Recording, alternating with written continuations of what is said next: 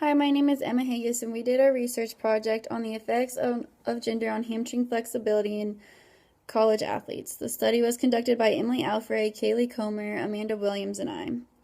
So most people believe that females are more flexible than males. However, there's been little research done on that, so we wanted to do more research on the differences in gender flexibility. And there's even less research done on college athletes, so we looked at college athletes. We studied 37 participants, 10 female basketball, 9 male basketball, 9 female soccer, and 9 male soccer. The soccer players were in season and the basketball players were out of season. So we met the participants on the second floor of Spurlock, where they performed a dynamic warm-up. Then they performed 3 passive stretches. One researcher stretched their dominant leg with a straight knee. Another researcher measured with a goniometer, and another researcher held down their non-dominant leg flat on the table. We also measured limb length and weight.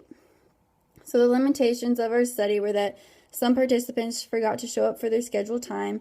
Other participants signed up for a scheduled time and then were injured and were unable to participate.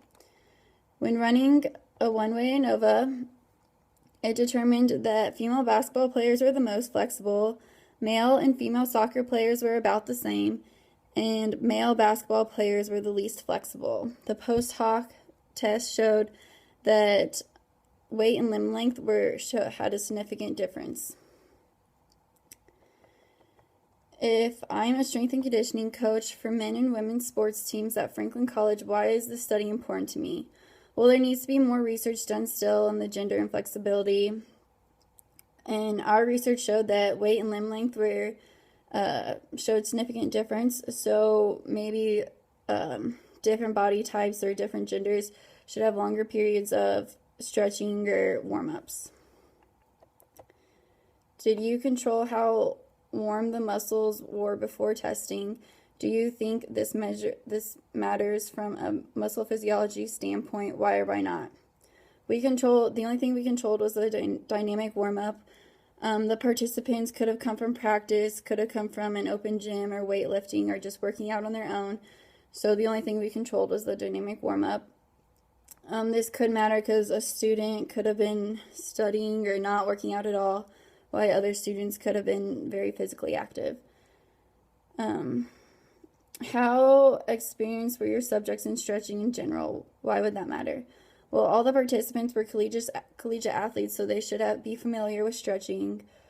They should have all performed a dynamic warm-up before coming to see us just through sports and warming up. It could have made a difference if the participants were in season or out of season.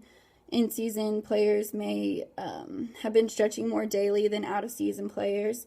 However, it did show that female basketball players were the most flexible and they were out of season at the time. If you do run this study, would you do anything different? Why or why not?